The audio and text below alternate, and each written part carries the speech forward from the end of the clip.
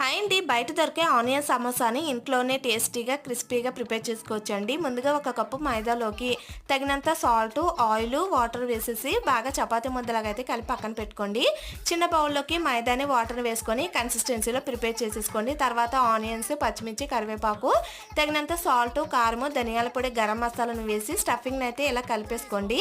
ఇప్పుడు చపాతీని అయితే వీలైనంత పల్చగా అయితే ప్రిపేర్ చేసేసుకొని మంచిగా ఇలా 10 నిమిషాల పాటు కాల్ చేసుకొని తీసేసుకోండి. ఎడ్జెస్ అయితే ఇలా సమానంగా కట్ చేసేసుకొని మధ్యకాల ఇలా సీడ్స్ని అయితే కట్ చేసి పెట్టేసుకోండి. ఇలా పీసెస్గా తీసుకున్న తర్వాత ఇప్పుడు మైదాని అప్లై చేసుకుంటూ సమోసా షేప్ వచ్చేలాగా అయితే ఇలా మర్చేసుకోండి. తర్వాత కర్రీని పెట్టేసుకొని వేగించేసుకోవడమేనండి. ఈ వీడియో అర్థం అవ్వకపోతే మన సంతోషమ్మ యూట్యూబ్ ఛానల్లోని ఫుల్ వీడియో ఉంటుందండి, ఒకసారి వెళ్ళి చూడండి. నచ్చితే లైక్ చేసుకోండి. ఇలా వేగించుకుంటే మన క్రిస్పీ అయిన ఆనియన్ సమోసా అయితే రెడీ అండి. ఇలాంటి సింపుల్ వీడియోస్ కోసం మన ఛానల్ అయితే లైక్ చేసి ఫాలో చేయడం అయితే అసలు మర్చిపోకండి.